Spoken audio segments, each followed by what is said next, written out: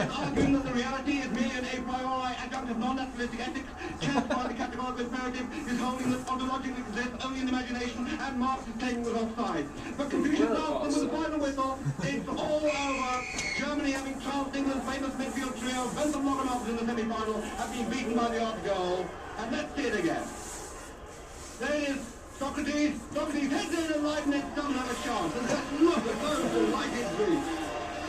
There they are, Chopper, Sophocles, Empedocles, Atragus, what a game he had. And Epicurus was there, and Socrates, the captain, who scored what was probably the most important goal of his career.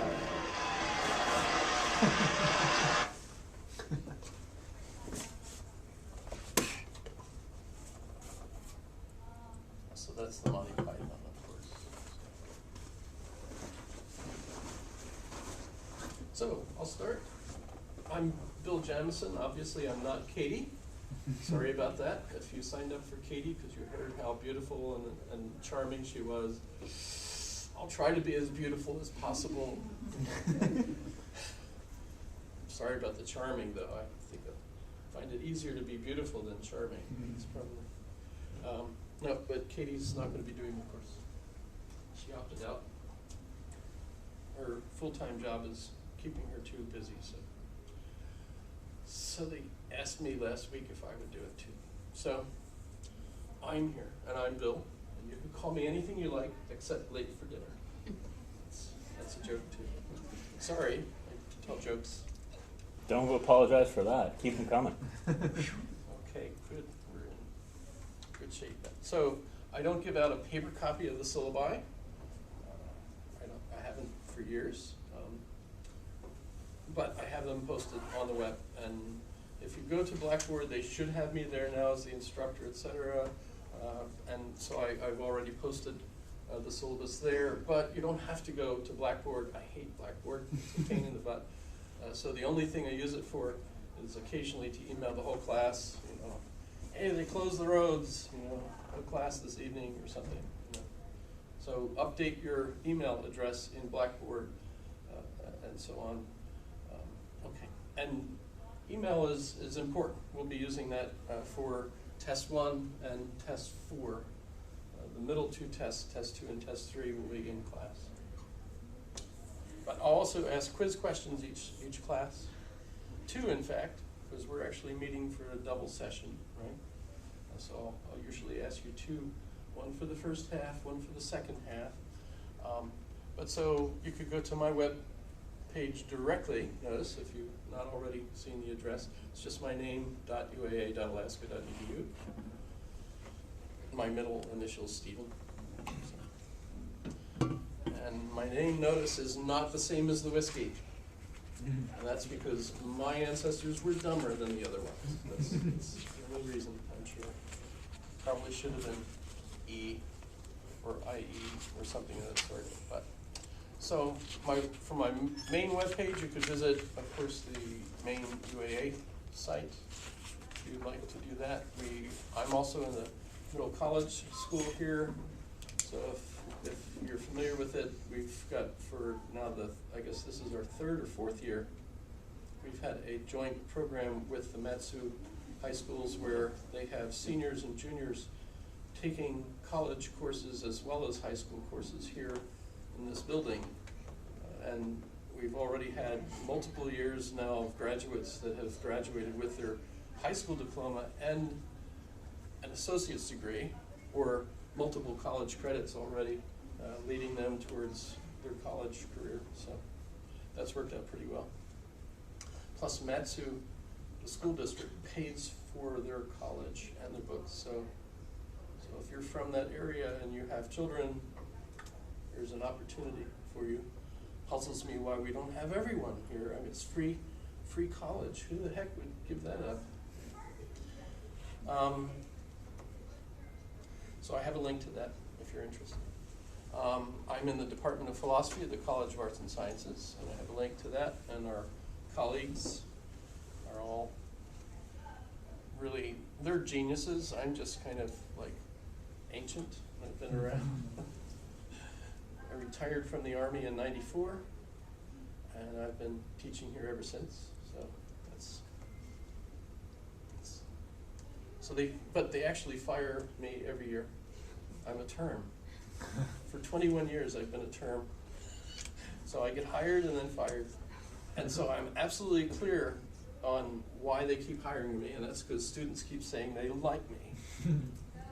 So I know that the most important grade that anybody gets in this class is the grade you give me. And one of the things I've learned is that if I give you an A, you're more likely to give me an A.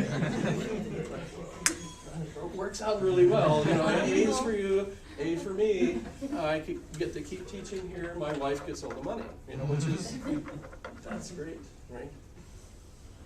But we have all sorts of other great instructors too. They're really brilliant, most of them. All of them, actually, I guess. I can't say that only most of them. But you'd be wondering, well, which ones don't you think are brilliant? Okay, so what else? Here's my Vita, if you're curious. So I've been here since '95 at UAA. I just keep adding those on there. It actually helps out. It's useful. I was raised Roman Catholic, so I went to St. Cyril's.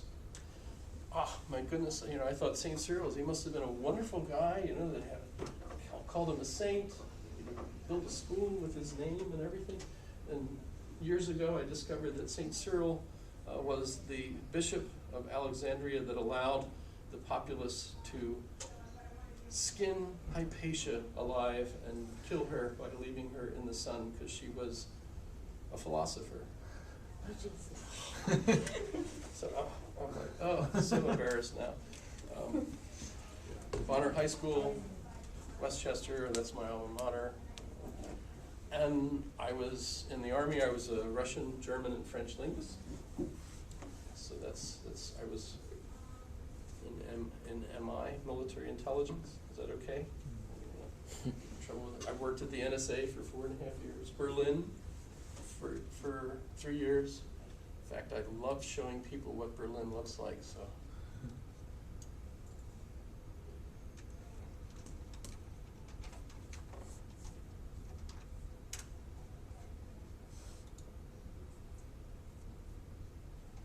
So I worked in this floor here for 3 years, 80, 81, and 82. What does that look like to you? You don't have to answer that, of course. But this is not a messed up picture. That's a real picture of the site where I worked for 3 years. It's we should have 22 people, so there should be enough chairs for that. They put 18 in there.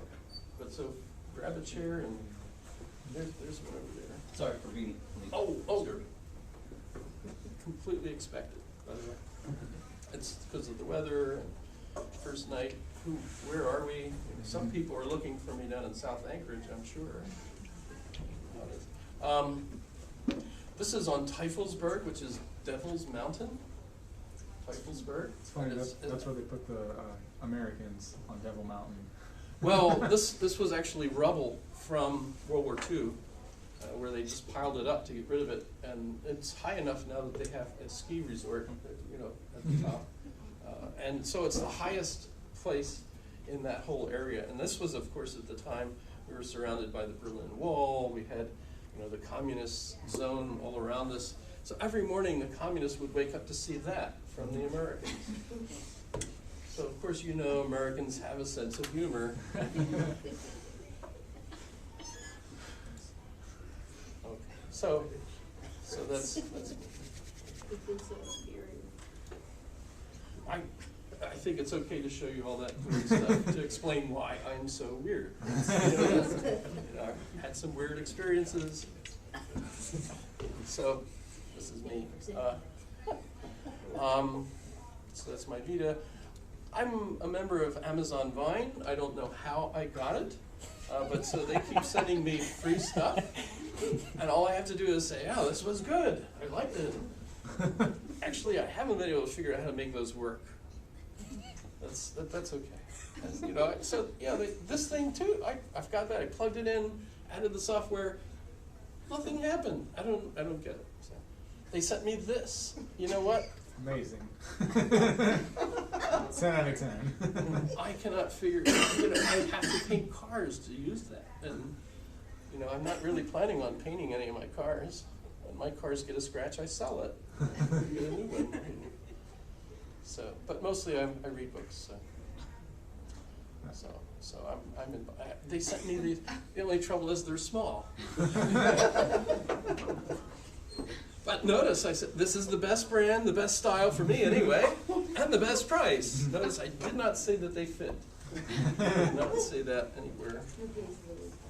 And then they keep sending me more free stuff, so that's weird.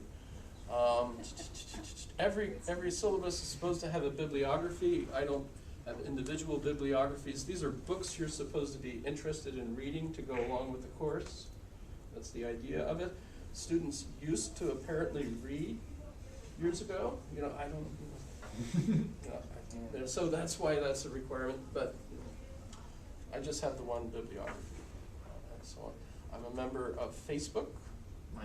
You ever heard of that? So, in fact, if you want to friend me on Facebook, feel free. That's fine. I also keep a blog, and that's pretty useful for you because notice each day I will post the quiz questions that I used in the class. So even for this class, notice I already have the quiz question listed. The quiz question for tonight will be, what are the 10 commandments? The first one. And the second one, for the second half, will be, what is your favorite song? Send me the link. Hopefully those questions will make sense as we look at YouTube. I've obviously been on YouTube, so I have a link there. How many videos do I have posted already? I'm recording myself, by the way, at the moment. And so if it works, I'll throw it up there. And so for anyone that missed the class, but just a warning, I'm ugly, fat, really boring. I try to tell jokes, but when you watch these videos, they're just death. They're not scripted. Nothing is interesting. But well, there they are. So we can do it. So there it is. I don't know how many videos I've posted, but a few, over 1,000, maybe 2,000. I don't know. So, all sorts of granddaughter, all that stuff. It's great for your memory. If you take a video like, oh, this is what I ate, and the next morning you wake up, what did I eat? Oh, you can check. That's pretty cool. Am I boring you already? Sorry. This is a crazy world. Okay. So I have my current schedule here. I made these office hours up for when I didn't have this section, so I didn't have any appropriate for this, but what I'll typically plan on doing is coming in at least 6 or so. So I'll be here if you want to stop by, and I could always see you. I don't have a life. This is it. I just do this. Welcome. We do have more chairs. There's one. And Davis is really a nice guy. Davis? Yeah. Right? Yes. So you can. I don't know about the other guy. I'm all right. You're okay. We haven't met, so. Chuckle appreciative during the Logic soccer That's games, right. so. That's right. Oh, so you're a good guy too. I got most of the jobs. They were pretty good. So I'm here. My office is right over there. It's the cupboard under the stairs. That's a joke too. How many know that joke? Harry Potter. Yeah, you caught it. Okay. I'm not necessarily a Harry Potter fan. I've read all the books multiple times, watched all the movies, listened to the audiobooks, I listen to the music constantly. I'm really upset that Severus Snape died today. I know. That's, and I've actually read more of the books that have been written about the books, because I think it's just absolutely incredible that she managed to become a billionaire. It's basically rehashing old Greek stories. So that's pretty intriguing to me. So that's why I'm interested. What's the logical template that she used in order to make all this money? It's called the monomyth, by the way. The hero's journey. The hero's journey, yes. So that's pretty cool. Okay, so 2 sections. This is ours, right? Okay. Now, Katie picked the books, which is kind of interesting. She was a student of mine years ago, and she asked me when she first started teaching here what book I used, and I said this logic book, so she picked that. So that's why we have that. I don't know why she picked Alice's Adventures. Did any of you buy that yet? Some of you have. So I feel obligated to incorporate Lewis Carroll into this. So I've got an old Twas- copy of that somewhere. 'Twas brillig, and the slithy toads did gyre and gimble in the wave. All mimsy were the borough groves, and the momraths outgrave. Beware the jabberwock, the jaws that bite, the claws that catch. Beware the jub-jub bird, and shun the frumious bandersnatch. He took his vorpal sword in hand, long time the manxome foe he sought, and so he stood against the tum-tum tree, and stood a while in thought. And, as in uffish thought it stood, the jabberwock, with eyes aflame, came whiffling through the tulgey wood, and burbled as it came. 1, 2, 1, 2, and through the vorpal blade went snicker-snack. He left it dead, and with its head he came galumphing back. And hast thou slain the jabberwock? Come to my arms, my beamish boy. O frages day, Calloo, Callay, he chortled in his joy. 'Twas brillig, and the slithy toads did gyre and gimble in the wave. All mimsy were the borough groves, and the momraths outgrave. Okay, so I did my Alice in Wonderland, but I don't know why she used the book. I've emailed her twice asking her, what's the idea with the book? Right? So if she lets me know what her plan was, I'll try to incorporate it. You can actually, It's under free domain, right? yes, Yeah. yes, it's all, I was going to ask one of you to show me your copy, because I don't have a copy of this particular one. That's not is that the one that they sell that at the bookstore? Covers. Two different covers. So I was just curious if there was an introduction that would make more sense out of Yeah, it. that's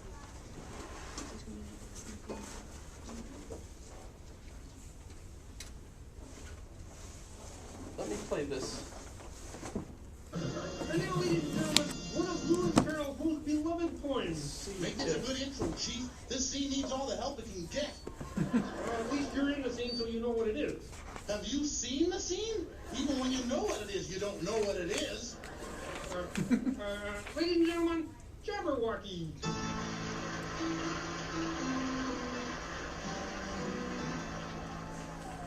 Was brillig, and the slithy toes did gyre and gimble in the wave. All mimsy were the borough and the momraths outgrave. Beware the Jabberwock, my son. The jaws that bite, the claws that catch. Beware the jub-jub bird, and shun the frumious bandersnatch. He took his vorpal sword in hand. Long time the manxome foe he sought. So rested he by the tum-tum tree, and stood a while in thought. And as in uffish thought he stood, the Jabberwock, with eyes of flame, came whiffling through the tulgey wood, and burbled as he came. Burble, burble, burble, burble. 1, 2, 1, 2, and through, the vorpal blade went snicker-snack.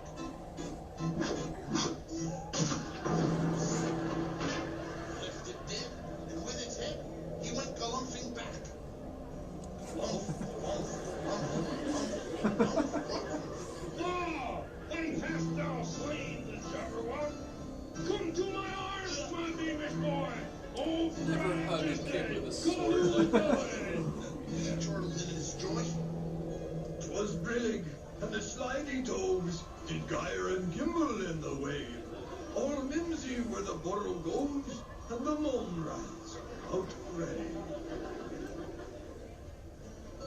I tell you, this is the weirdest thing we've ever done on this show. It was an outgrave. Can I just put on my body and go home?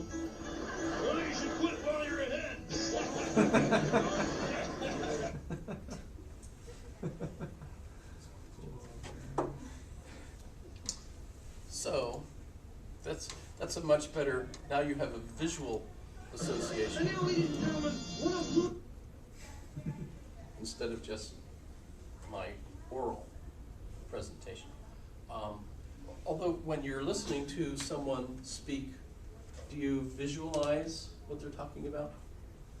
Yeah. You do when you're reading, right?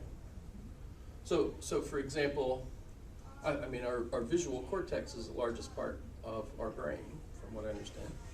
Not a neuroscientist, obviously, but, you know. No, that's a joke, and I better not go there. You know how males have, no, let's not. Trying to get that out of my mind. You know, I'm pretty casual, I say whatever I think, and so it's kind of hard to restrain myself. But that would be bad. I might be fired. So You're getting fired anyway. every year, yeah, every Let it year. rip. You know, I save all the letters. You know, one of these days I'm going to hired. And the letters got nastier too. Not only are you fired, but there's no way in hell we're ever going to hire you back again. Can you teach these courses for us? Yes. I guess. Okay. Well, so let's talk about memory. This course is supposed to make you smarter. I can't guarantee that it will, but theoretically, logic does help. For example, if you take the LSAT, the legal law school admissions test, or whatever, right? The LSAT. Apparently, if you take this course, you get a lot more points on your test, because we will cover some things that will be in that test. And that's just one example of that. But I know you guys already are fairly logical because you all came in the door. I didn't see anybody banging into the walls trying to figure out how to do it, right? And you arrived here, right? So those are all logic tasks, right, that you've already accomplished. Plus you're in college. That's like, you know, when we talk about the agenda for transforming you from conservative Republicans into liberal Democrats. No, that's not. That's already, you know, that's already part of the. We don't worry about a certain level of intelligence because, well, you have to have passed that before you got to college, right?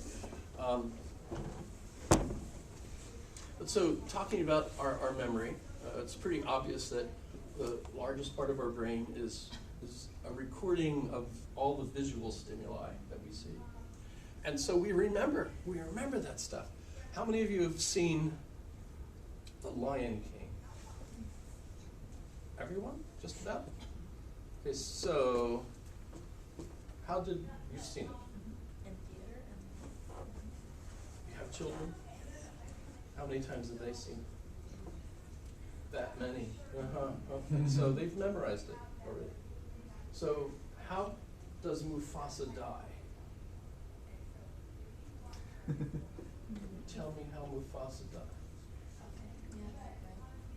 I can tell you word for word what happens. But and as you're thinking about it, are you picturing the scenes? Yes? And you didn't study for this last night. So you could, I mean, we could of course just go like this.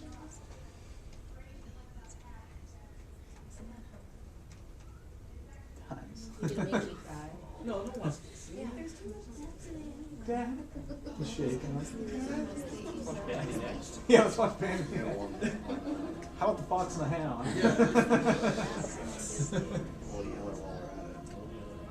Oh God, that's me. Remember this? Oh yeah.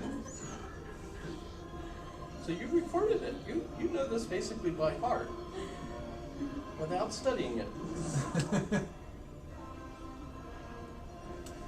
It's pulled back.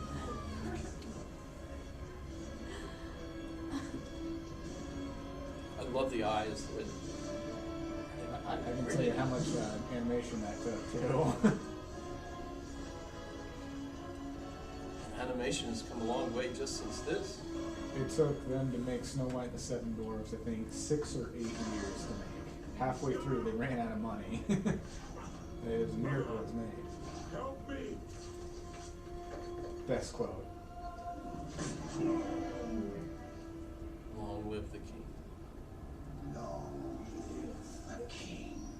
Jeremy Irons did it right.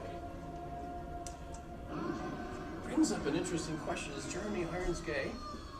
I don't know. Is he? I don't think so. But I don't think so. Scar comes across as gay, doesn't he? Scar comes across as just weird.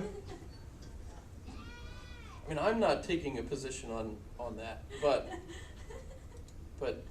I think there's arguments that, you know, there's lots of things in, come on, back. Sorry, okay. So there's lots of argument about, you know, what obviously movies teach. There's a moral narrative to this. The main function of a woman is to make sure that she gets her man to do the job she is supposed to.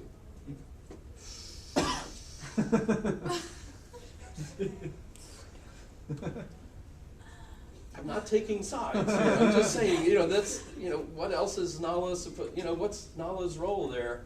You know, go get Simba, get him to come back. Okay. All right. You know, okay, let's not start doing, I mean, we can talk about all the moral implications of the movie that you've been having your children memorize as a role. Sorry, let's not go there. But so you could remember this just by watching that. I believe it stays in our minds. We don't forget it. And so, of course, Mufasa died because Mufasa didn't move Fasa. Got me good. When you watch the replay, that one hit. There's a lot of reaction. Yeah. But say, take a book. Who has a favorite book? Harry Potter. Book. The fifth one, Order of the Phoenix. Order of the Phoenix. Favorite part in the book. I think the entire book's the best one they ever made. Well, can you quote a paragraph? Not off the top of my head. I believe one part that I remember very specifically, and I don't know why. Describe. It's when Harry's going to a Quidditch match, and Malfoy is walking with apparently two really ugly girls, and they're a polymorph Crab and Goyle. And he's like, man, those girls are really ugly. I don't know why I remember that scene so well, but then he plays Quidditch after that. That's one of the scenes I remember very vividly. I think I read it so many times because I was getting really tired, and I kept going over it and over and over. Now, so you're not actually quoting the paragraph. You're remembering what? What was going on in the scene. Yeah, but how do you recall that? What part of your mind is recalling it? Do you visualize it? Yes. So you made a visual stimulus. You had created your own movie basically. Yes. As you were reading. Yes. Mm-hmm. Yes. Is that what we do? Mm-hmm. So you create that visual imagery. So you don't remember the paragraph. No. The paragraph, of course, it's a different kind of language. It functions differently. You're not remembering that paragraph, but you're remembering the narrative sequence of the visual stimuli that it created for you as you were reading it. Mm-hmm. So how about a favorite math book? You have a favorite math book? Yes. Flatland. I forget. Oh yes, that is okay. You got me on that. That is a math book, and but you could actually visualize that. In fact, there's a movie, right? Mm-hmm. Not very true to the book though. I suppose not, because of course you can't have a two-dimensional existence. We can't conceive of it. So it's actually a three-dimensional image that they give us in the movie.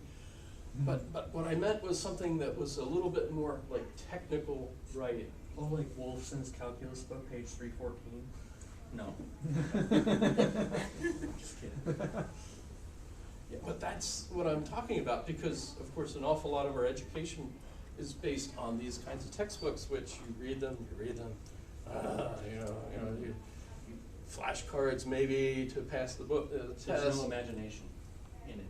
You can't imagine any visual narrative as you're reading it. And so it turns out to be really difficult to remember. Hence, by the way, the question, what are the 10 Commandments? Right? Because what I'm assuming is at least some of you had them memorized when you were young. Right? So that at the, when you were in RE or whatever, religious education, right? You had to memorize the Ten Commandments, you memorized them. Now you're older, no one expected that kind of a question. I'm curious, when you're emailing me, email me the ones you remember, right? And you know, how many do you think you forget? Because the average that I usually get is like 4.5, 5. I got 3. And I do keep the statistics, so Don't kill, don't steal, don't covet your neighbor's wife. shh, don't cheat. I don't remember the Don't rest. cheat, I don't know. don't cheat. I don't know why. I was drilled in my head as a kid, but So these are Oh, some yeah. of, these are some of my favorites that I've received from students. These are wrong, oh, right? Don't These are kill the wrong. man. These are wrong. Thou shalt not covet my wife. That's not. you can't do that. Thou shalt not worship idol gods. Those are the gods that just sit around and No, don't they do anything. Ah, geez, people are praying to me. Thou shalt not sleep with thy neighbor. Not steal. You know, thou shalt not covet with another Like man's quiz wife. the That's first where day you're, of class. wow, look at that neighbor's new car. I wish we had one of those. Don't speed on base. Yeah, don't speed on base, that's a felony, right? Do not steal, I love this one because that's the metal, right? Yeah, so They don't like Pittsburgh. don't forget the 10, don't piss off the boss, don't make golden cows, that's pretty cool. I mean, you know, remember the tablets, you know, Aaron. He's right. You didn't like that too much. Thou shalt not read philosophy out loud to your coworkers. This is feedback from students, you know, that's, you know, pay the tithe. Now this Don't one, covet Nabo's this wife. is exactly the way I received it. So it's, don't covet Nabo's wife. Nabo's wife. Wow. Don't do that, you know. I shall not have classmates negative 25. Oh yeah, this is, you know. Did you see the one, thou shalt not give a quiz on the First yeah, paper. thou shalt not. By the way, your responses to the quiz when you email them to me, that they're right. You know, it's pass fail. If I get them, that's a pass. So I'm not going to email you and say, "What? You don't know any?" You know, no, fail. No, I'm not going to do that. Yeah, you know, so it's, you might even give me new ones yourself. In fact, I get lots of new ones all the time, which is quite fun, actually. But when I look at them, see the statistics. So here, look. By the way, we've been looking for the tablets. I found them. There they are. Yeah, it's just amazing. I was in Pennsylvania. I don't know how they got there. The Roman stela, you know, of Trajan's conquering Jerusalem, shows them carrying, you know, the Ark of the Covenant into Rome, and so read the Da Vinci, not the Da Vinci Code, but you know, Indiana Jones. yeah. First one. But so I used to keep these statistics. I haven't really kept this page up. Oh, there we go. Okay. So this is years ago, actually, but the statistics is pretty similar. As I see which commandments people remember. So no strange gods. That's weird. 222 at this point, right? But notice, do not murder 453. So I Those were the figured, three well, that I being actually remembered, Americans, we love our lives because we're actually in heaven, and so it would really piss us off if somebody just killed us for no reason. Interesting, do not commit adultery. That was really popular during Clinton's administration. Everybody was very aware of that during that time period. You know, it's kind of dropped off. Obama, no one worries about him. You know, George Bush, no, I didn't have to worry about that. So it's interesting to see which ones are remembered and so on. Of course, I receive the summary of the law that Jesus gives is not really the commandments. So. It was interesting too that a lot of people use Roman numerals when they sent them in. which is interesting, you know, that we get Roman numerals associated with the commandments, because of course they didn't have Roman numerals at the time the commandments had been created. When they were running away from Egypt, you didn't really have. So that's just interesting. But so for me, that's what's interesting about that is what it tells us about how our memories work. And the lesson we especially can learn from that is that we, I think, remember everything that we experience. I know under rapid eye movement sleep, we're supposed to like, oh, let's get rid of this. I don't think we actually delete anything. I don't think we have a delete key. You know, so like if I asked you, what was the very first thing you did this morning when you woke up? Back to sleep. I reflected on a dream. So, and you remember that, you didn't. What about the very first thing you did the morning you woke up on your last birthday? I hit the head of my table. Grab my phone. That's the first thing I did. It was interesting too, because while she was trying to figure that out, I saw her eyes looking, all, you know, right? You know how we do? Yeah, Kind of looking around, trying to find, where is it? Where is it? In our heads. You know, it's kind of pretty interesting. So I suspect that we have an incredibly complex memory system. So I accept, I think Stuart Hameroff, who argues that it's in the neuron that we remember things. So if you check him out, this is actually one of the... Is it that people have called the heart problem of consciousness? David Chalmers coined the term the heart problem. It had actually been around before. Thomas Nagel had a period of time, and yet it doesn't have any synaptic connections. It's just one cell. It uses microtubules. Now, assuming that So I'll just quickly say, he's an anesthesiologist, has prepped and monitored people through thousands of operations, et cetera.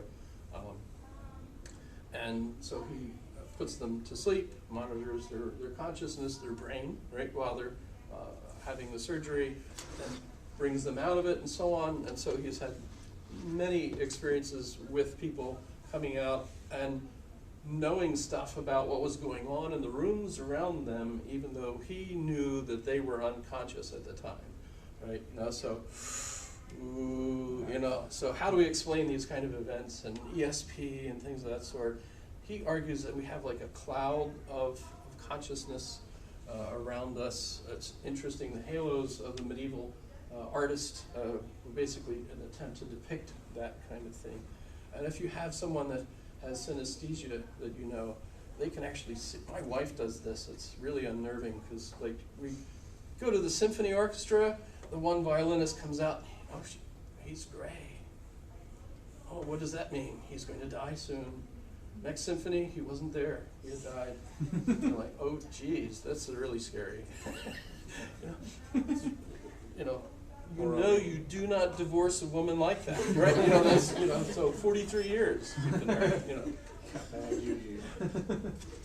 You're just wishing for the gray aura. Just let me know, babe. Tell me when. No, I'm way too happy. Way too happy. I'm sure I'm mentally ill. Too crazy to know.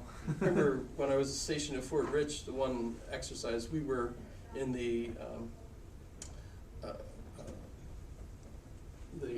division activation group. I don't know if they still do this or not, but they would have a segment of the division that was the activation group. So if there was an emergency, these were the people that were called.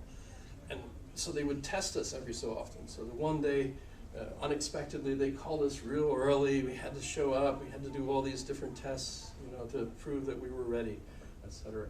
And at the end of the day, we were all exhausted. We're all gathered around. The captain's going through, you know, oh, so did this happen? Did this happen? Did this happen?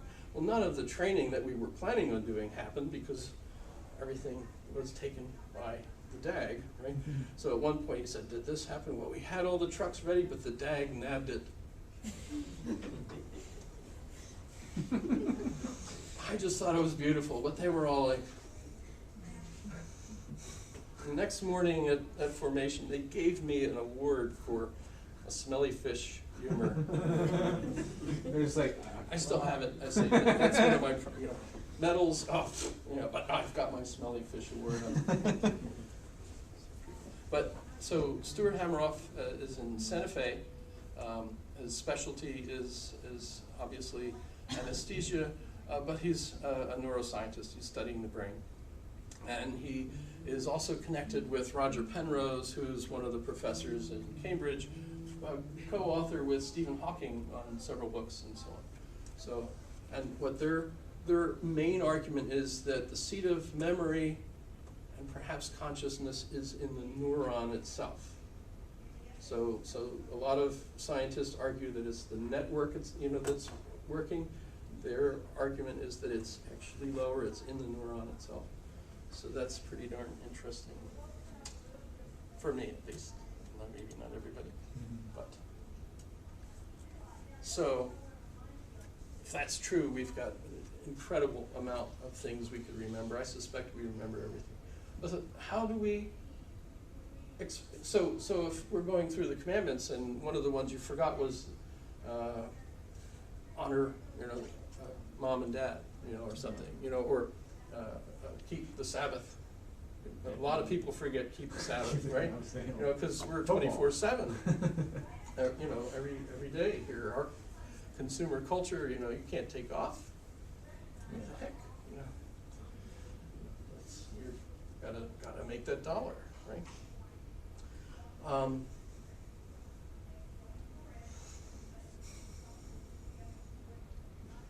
What was I talking about? I don't remember. Don't remember? What was I talking about? Memory recall. We remember everything? Okay. That is How do Twilight we- Zone kind of moment right How there. do- I don't Fine, remember. that was in the script. We were just talking Right, about I'm it. playing the script. Mufasa, we remember, Yeah, okay. right? Yeah. Books you remember, it appears that it's narration that gives us this logical connection. Sure, there's a lot of things we can't recall unless something stimulates it, and then, I remember once I was given mushrooms, and they were really awful. And then my wife said, "You ate the centerpiece?" No, that's a joke. Those were wax. No, that didn't happen. But that comes to your mind when something stimulates it, right? That was pretty stupid. But now I remember it. Thanks for reminding me. It's those sudden moments in life when you're just by yourself and then you remember that really stupid thing you did. You go, son of a... like, why did I do that? So of course we end up wondering how can we help our memory, and we have this is really hard to say, mnemonic devices, right? Tools, right? You can build your village, and this memory happens in this house, and this one in this house, so you could do that. But another way is to remember things in narrative format, because it seems as long as we have it in a narrative, we remember. So we're really at a point where a lot of teachers are trying to transform those technical courses into some kind of narrative, so that you can actually have a story that the story of the calculus, right? Instead of just studying the formulas, doing some problems, and moving on to other problems and other formulas, and then you forget everything.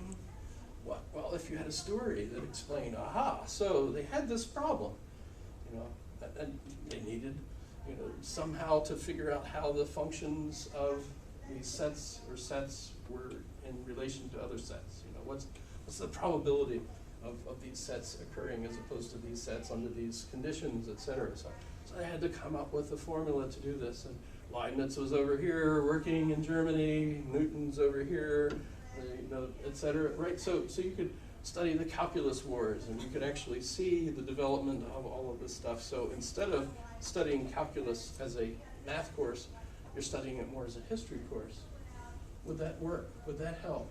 Because then you could remember, I know why this formula arose, because this one didn't work under these conditions, and then, right? You get the idea. So if we can transform more of our education into narration, that will help. Right? Supposedly. Right?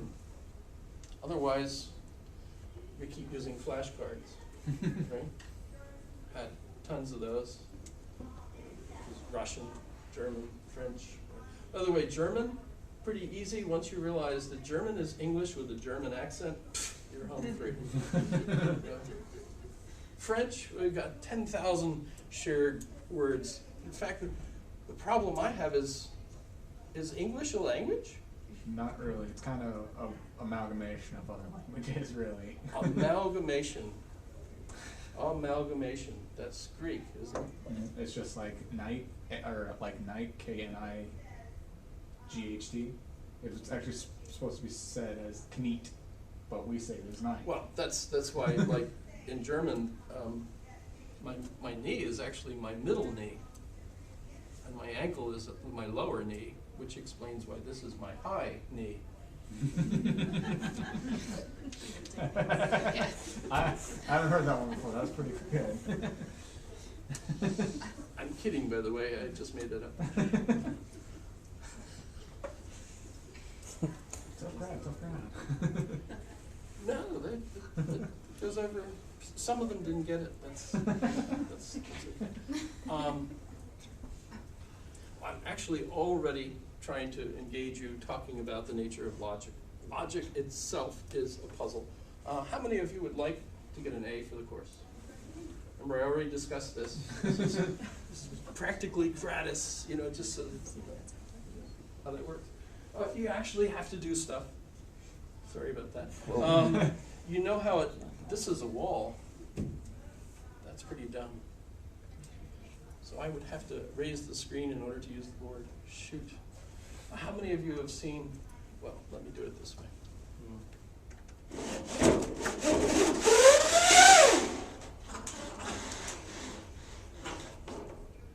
That's really snazzy.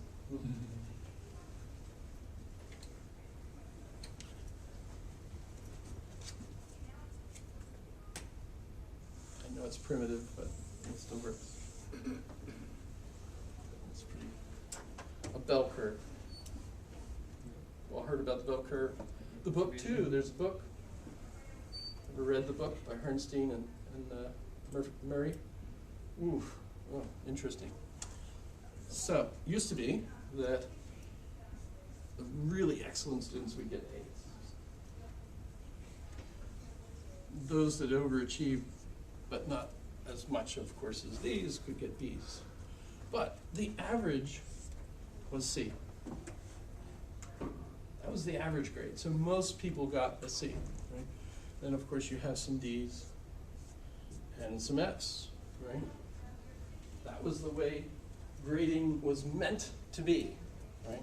Well, since we've had our educational process transformed by the consumer environment, instead of being a top-down, authority-based education, now we have a bottom-up, consumer-based education. And if I gave people C's, it might be dangerous. You might be so disappointed in yourself that you might Revolt. commit suicide. Seriously. I had one student crying in the hallway. Wasn't my fault. Her math teacher gave her a low grade. It was my fault. She was so upset, she went down and talked to people. Before you know it, her grade was fixed. Hopefully that meant she actually learned the work, but nonetheless, they took care of this person because she was so upset having a low. Her life would have been ruined by a C. Poor girl. Imagine, right? So if you think of it, we've changed it now. Now everybody, most everybody, gets an A. Some folks get a B, some get C's. Still have, believe it or not, I will expect to get at least one F from this class. It's not my fault. These are the people that never show up. They're still on the roll. I have to put something there. I have no test grades. Actually, they've come up with a new grade that I can use. It's called No Basis. Have you seen it? We have a new grade that we could use called No Basis, and I can escape having to give somebody an F by just saying, well, I have no basis for giving them a grade because they never showed up, never did anything. That used to be an F. Now I can call it no basis, and it doesn't hurt your transcript. Whew, right? Right? It's true. It's true. So some folks say what we've done is we've destroyed excellence. I happen to agree. I think that's taken the competition out of our school system. And you just show up and do the basics, and oh, you're an A student. Didn't used to be that way. And one of the most competitive educations I ever had was the one at the Defense Language Institute, a year of Russian immersion with Russian teachers. We had the Leningrad accent, the Moscow accent, right? So 8 hours a day, 4 hours of homework at night. It was intense, right? Absolutely great. Я еще говорю очень хорошо по-русски. And that was 77, 78. And I still manage to understand Putin. When Putin, господин Putin говорит, I listen, and he's pretty smart, actually. I don't think, he's severe, but trouble, of course, is you become friends with the Russians. They're our friends. By the way, subliminally, that also looks like a breast. Just thought I'd put it. Actually, I should never say that. Forget it. That's some Freud for you. So we've gotten rid of excellence. And I'm a party to this because, of course, as you know, I prefer being hired. You prefer teachers that give you A's, but I do expect you, of course, to earn it. But I can give everybody an A if you want. I'm allowed. University actually is glad when all of my students get an A, because as far as they're concerned, that means they all learned everything. Whoa. And I get to, okay, the A for them, and, that works out really easily, right? It's not my fault. It's just my apprehension of what our customer service model has done to education, and I don't want to be left out. Yes? What do you think about the difference between intelligence and book smart? Okay, this is really cool because younger people are faster thinking, and that's the Flynn effect, right? You heard that? The Flynn effect. Sorry about the music.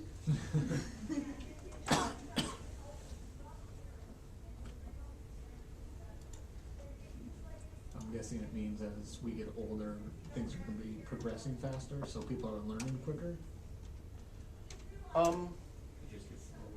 It's I'm in. Okay, so there's the actual Flynn from the Flynn effect. Wow, he's actually hilarious, by the way. Should I show it? Sure. I was going to just go to like Wikipedia or something, but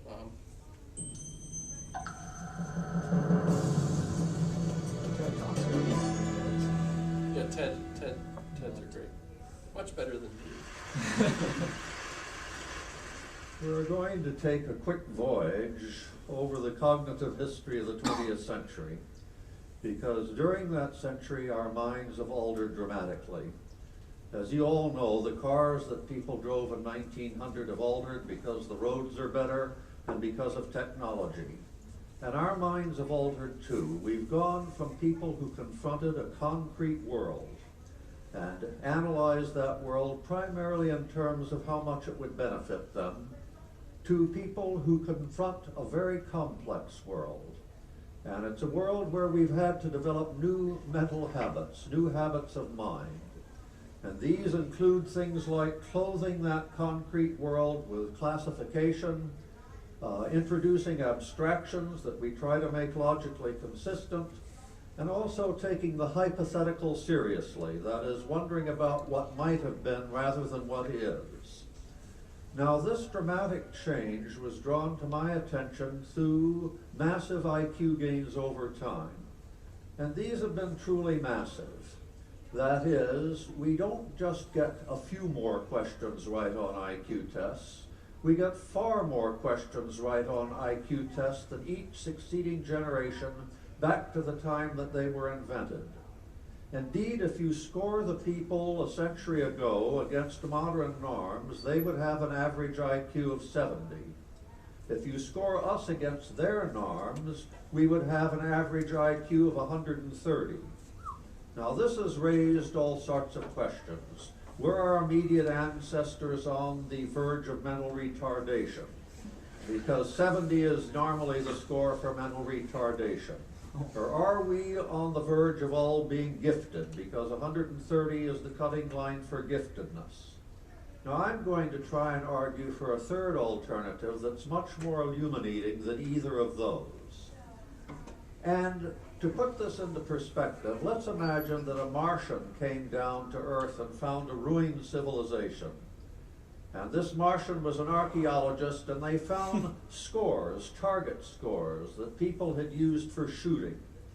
And first they looked at 1865, and they found that in a minute, people had only put one bullet in the bullseye. And then they found in 1898 that they'd put about 5 bullets in the bullseye in a minute. And then about 1918, they put 100 bullets in the bullseye. And initially, that archaeologist would be baffled. They would say, look, these tests were designed to find out how much people were steady of hand, how keen their eyesight was, whether they had control of their weapon. How could these performances have escalated to this enormous degree? Well, we now know, of course, the answer. If that Martian looked at battlefields, they would find that people had only muskets at the time of the Civil War, and that they had repeating rifles at the time of the Spanish-American War, and then they had machine guns by the time of World War I. And in other words, it was the equipment that was in the hands of the average soldier that was responsible, not greater keenness of eye or steadiness of hand. Now, what we have to imagine is the mental artillery that we have picked up over those 100 years. And I think, again, that another thinker will help us here, and that's Luria. Luria looked at people just before they entered the scientific age, and he found that these people were resistant to classifying the concrete world. They wanted to break it up into little bits that they could use. He found that they were resistant to deducing the hypothetical, to speculating about what might be. And he found finally that they didn't deal well with abstractions or using logic on those abstractions. Now let me give you a sample of some of his interviews. He talked to the head man of a person in rural Russia. They'd only had, as people had in 1900, about 4 years of schooling.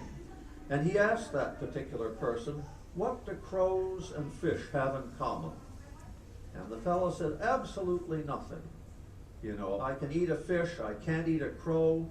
A crow can peck at a fish can't do anything to a crow.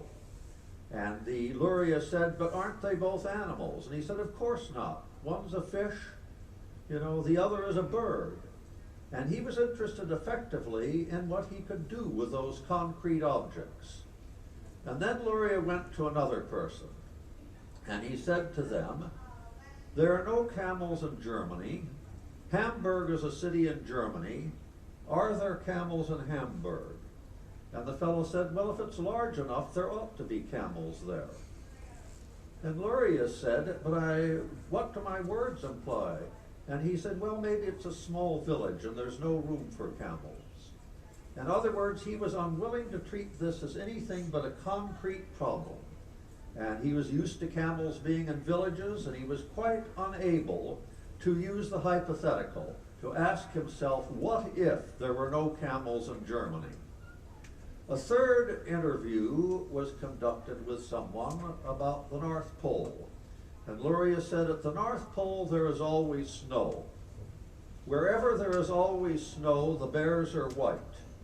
What color are the bears at the North Pole? And the response was, such a thing is to be settled by testimony.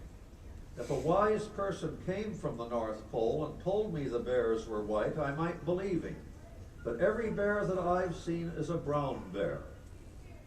Now you see again, this person has rejected going beyond the concrete world and analyzing it through everyday experience, and it was important to that person what color bears were. That is, they had to hunt bears.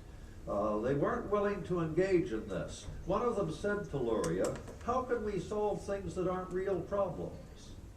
None of these problems are real. How can we address them? Now, these three categories, classification, using logic on abstractions, taking the hypothetical seriously, how much difference do they make in the real world beyond the testing room? And let me give you a few illustrations. First, almost all of us today get a high school diploma. That is, we've gone from 4 to 8 years of education to 12 years of formal education, and 52% of Americans have actually experienced some type of tertiary education. Now, not only do we have much more education, and much of that education is scientific, and you can't do science without classifying the world. You can't do science without proposing hypotheses. You can't do science without making it logically consistent. And even down in grade school, things have changed. In 1910, they looked at the examinations that the state of Ohio gave to 14-year-olds, and they found that they were all for socially valued concrete information. They were things like, what are the capitals of the 44 or 5 states that existed at that time? When they looked at the exams that the state of Ohio gave in 1990, they were all about abstractions. They were things like, why is the largest city of a state rarely the capital? And you were supposed to think, well, the state legislature was rural controlled, and they hated the big city, so rather than putting the capital in a big city, they put it in a county seat. They put it in Albany rather than New York. They put it in Harrisburg rather than Philadelphia, and so forth. So the tenor of education has changed. We're educating people to take the hypothetical seriously, to use abstractions, and to link them logically. What about employment? Well, in 1900, 3% of Americans practiced professions that were cognitively demanding. Only 3% were lawyers or doctors or teachers. Today, 35% of Americans practice cognitively demanding professions. Not only the professions proper, like lawyer or doctor or scientist or lecturer, but many, many sub-professions having to do with being a technician, a computer programmer, a whole range of professions now make cognitive demands. And we can only meet the terms of employment in the modern world by being cognitively far more flexible. And it's not just that we have many more people in cognitively demanding professions. The professions have been upgraded. Compare the doctor in 1900, who really had only a few tricks up his sleeve, with a modern general practitioner or specialist with years of scientific training. Compare the banker in 1900, who really just needed a good accountant and to know who was trustworthy in the local community for paying back their mortgage. Well, the merchant bankers who brought the world to their knees may have been morally remiss, but they were cognitively very agile. They went far beyond that 1900 banker. They had to look at computer projections for the housing market. They had to get complicated CO squared in order to bundle debt together and make debt look as if it were actually a profitable asset. They had to prepare a case to get rating agencies to give it a AAA, though in many cases they had virtually bribed the rating agencies. How many folks would like to take a break? I would like to take a break. All right. I have to pee. So, let's take, but I know what happens when you say, shall we take a break, and then everybody leaves. Say 10 minutes. All right. That's good.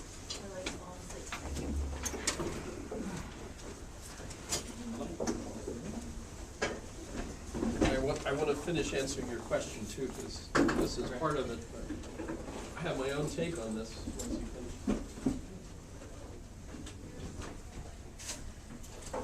You guys all having fun? Am I getting an A so far? So far. We'll see if turnabout's fair play though. Yeah, that's true. That's I had a clearance. Should mean I'm trustworthy. Of course, I was raised Roman Catholic, so I feel guilty. So they wire you all up, and I said, did you ever take anything from the government? You know, taking pens, you know, any of those black pens that I take home. Ooh.